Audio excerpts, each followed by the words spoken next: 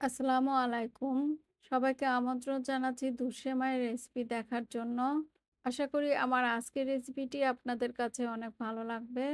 তো চলুন দেখে নিন এর পুরো প্রস্তুত প্রণালী। দুধ সেমাই রান্না করার জন্য আমি এখানে একটা ২০০ গ্রাম ওজনের সেমাইয়ের প্যাকেট নিয়েছি। এই সেমাইয়ের প্যাকেটের পুরো সেমাইটাই ১ম এ আমি ভেজে নিব।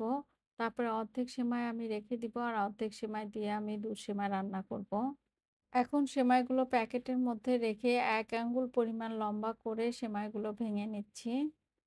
এভাবে সেমাই প্যাকেটের মধ্যে রেখে ভেঙে নিলে সেমাই ছিটিয়ে আর পড়ে যায় না।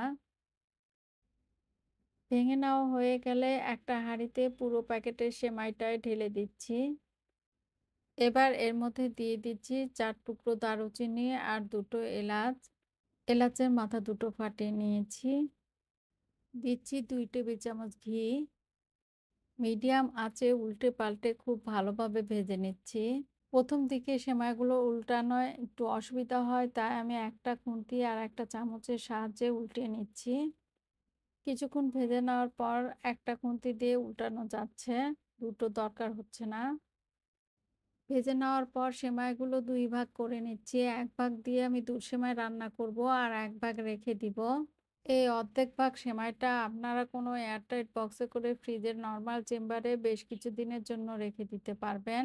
যখনই আপনাদের দুধ সেমাই অথবা জর্দা সেমাই খেতে ইচ্ছে করবে, তখনই চট করে বের করে রান্না করে নিতে পারবেন। সেমাই ভাজার আর ঝামেলা থাকলো না। যে হাঁড়িতে সেমাই ভেজেছিলাম সেই হাঁড়িতেই নিয়ে নিচ্ছি ১ লিটার লিকুইড দুধ। এর মধ্যে চিনি দিয়ে দিচ্ছি ১ কাপ।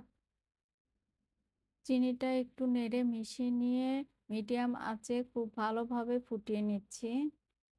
যখন দুধটা খুব ভালোভাবে ফুটে উঠেছে তখন এর মধ্যে আগে থেকে ভেজে রাখা অর্ধেক সেমাই দিয়ে দিচ্ছি।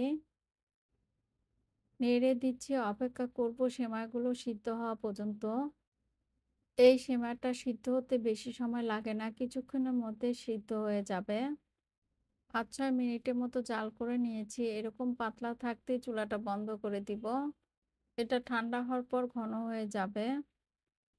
চুলা থেকে নামানোর পর এর মধ্যে দিয়ে দিচ্ছি ১ টেবিল চামচ কিশমিশ।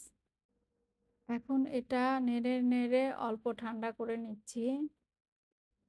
সেমাই বলেন আর ক্ষীর ফিরনি বলেন, এটা গরম থাকতেই কিন্তু সার্ভ করবেন না। এটা নেড়ে একটু ঠান্ডা করার পরে সার্ভ করে নিতে হয়। নইলে উপরে যে মোটা সরের মতো জমে সেটা খেতে ভালো লাগে আর ভিতরটা পানসে লাগে। হালকা গরম অবস্থায় আমি সার্ভ করে নিয়েছি। সবাই ভালো থাকবেন। আজ এ পর্যন্তই। আল্লাহ হাফেজ।